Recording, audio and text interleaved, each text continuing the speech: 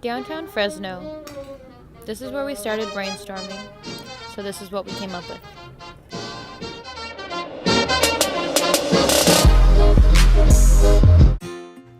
For our story, we used Fulton Street and its appreciation for art to correlate with diversity in our cultural town.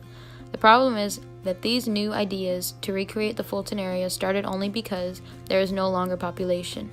Recent renovations and plans for downtown Fresno have been making the news, but what downtown is more famous for is the art. During the restoration process, when the mall was converted to a street, the art was being removed by an art conservator. Her name was Andrea Morse. In the days that she went out to the site, she said, "Every time we're out there, someone would say, 'Why are you removing the art?' Or, 'Are you selling it?' People seemed worried about the art. What they didn't know was that the sculptures were being restored and repositioned for the opening of the new street." The murals weren't really affected by the renovation process, but the sculptures were. Still, the city wants to conserve these local artifacts. We asked some locals questions about how they felt about downtown and if they considered it diverse, or if they had been down to Fulton recently.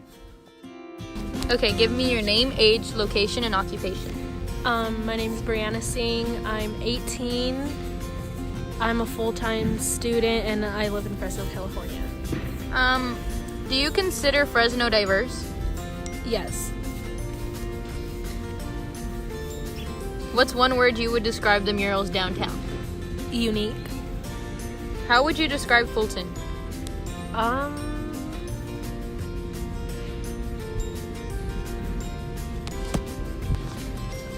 I feel like it's kind of empty.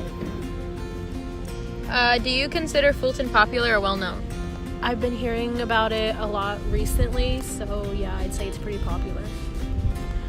When was the last time you've been to Fulton Street?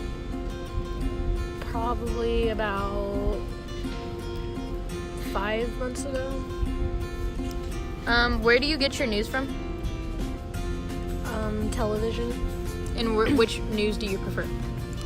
Like law, anything that has to do with court cases. We also asked them where they get their news and if they believe that downtown has become diverse. Or do you think downtown has become more diverse over the years? Definitely, especially the last year or two. Do you enjoy the diversity? Love it. Okay. And when you look at your news, what interests you the most? My thing is I always look at music and business.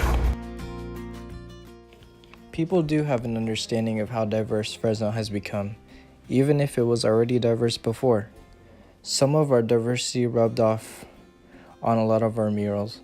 The lead apartment complex building on East Stanislaus and Van Ness Avenue has a completely diverse mural, and its name is appealing in my opinion: Undocumented Immigrants. It's the Statue of Liberty as a tree, but instead of the leaves, it has flags of different nationalities. Its message is beautiful.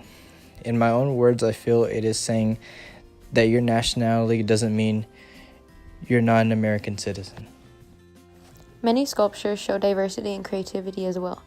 Dancing waters and pipes are created by Stan Bitters, the fountains down in Fulton, and like every other sculpture, they have been restored.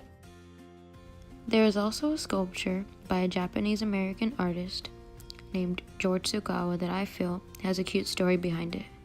George Tsukawa created a sculpture called Obos. It is cute to me because this sculpture needed to be restored recently for the grand opening of Fulton Street, and George Tsukawa's son, who is also a sculptor, had done it for him in his honor. George Tsukawa had passed away in 1997. Another favorite sculpture of mine would have to be the Washerwoman, simply for the fact that it is so rare. Fresno's Fulton Street now has one of 6 sculptures just like it around the world. The crazy thing about this sculpture is that all 5 that are in different countries are not able to be touched to the public or even get close to. The one that we have in Fulton Street in our city is able to be played on by kids very often. These may not be all of the sculptures and murals of Fulton Street, but to us they might be the most important.